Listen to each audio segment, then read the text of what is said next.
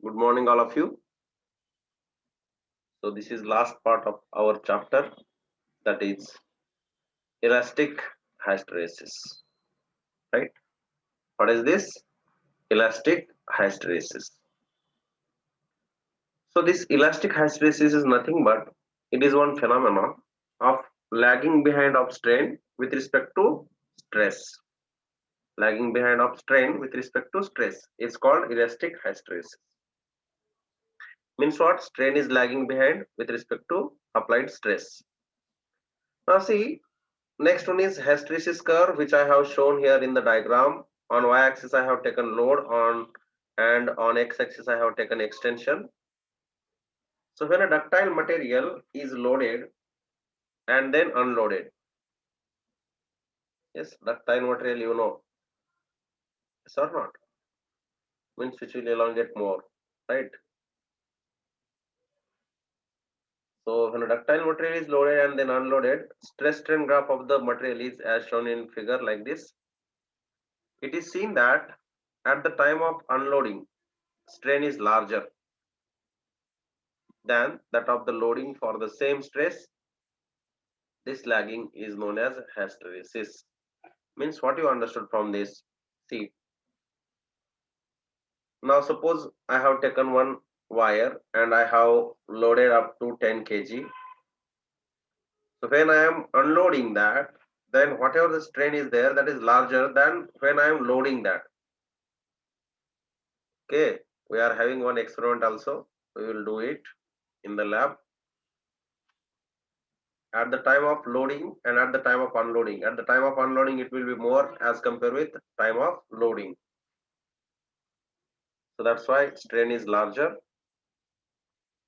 at the time of unloading than loading. The area enclosed by this hysteresis curve gives you a hysteresis loss. And next topic is relation between Y, eta, sigma, and B. Y is what? Young's modulus. Yes. This is B rho and sigma, B eta sigma, What is this? B bulk modulus. Eta is what? Shear modulus. Yes, right? And sigma is what? Poisson's ratio. No? Yes.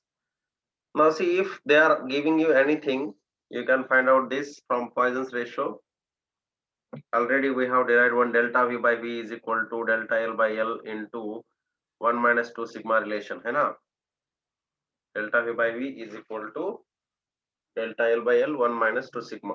So from that, if we will substitute this, then Y is equal to 3 beta into 1 minus 2 sigma. This is the relation between Y, beta and sigma.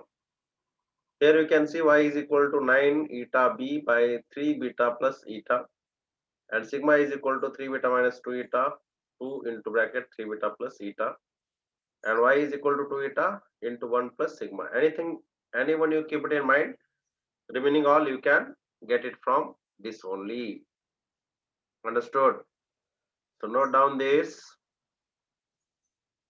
pause the video and note down.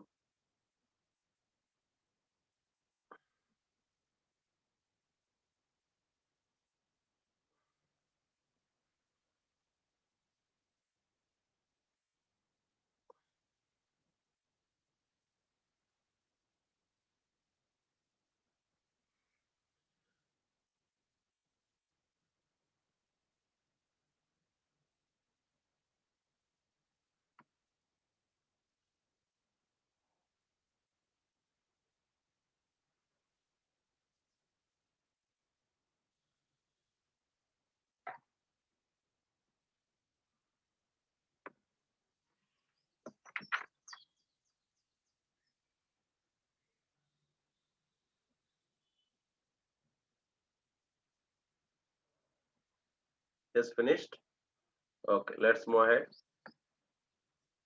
Now see, this is a spring, and you can see here in the diagram, as the force applied is more, elongation will be more.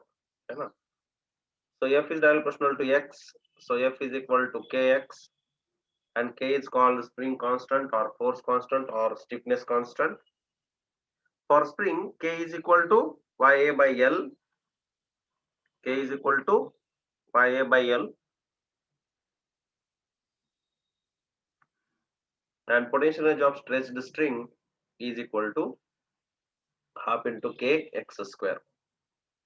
Or even you can write half into Fx, because already we have learned this half Fe formula. Half Fe formula already we have learned. X is equal to just F by K. If you will substitute, you will get this. Even this also.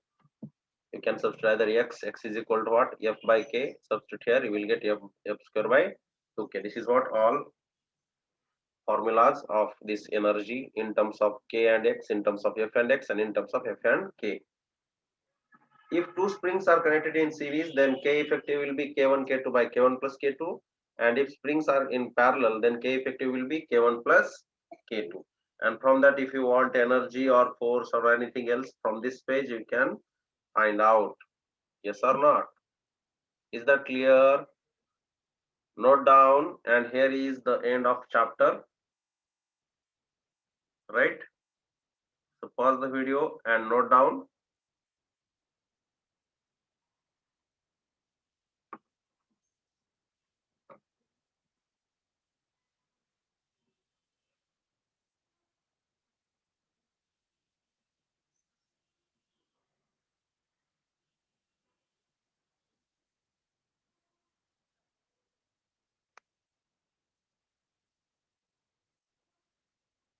So let's stop here for today. Bye.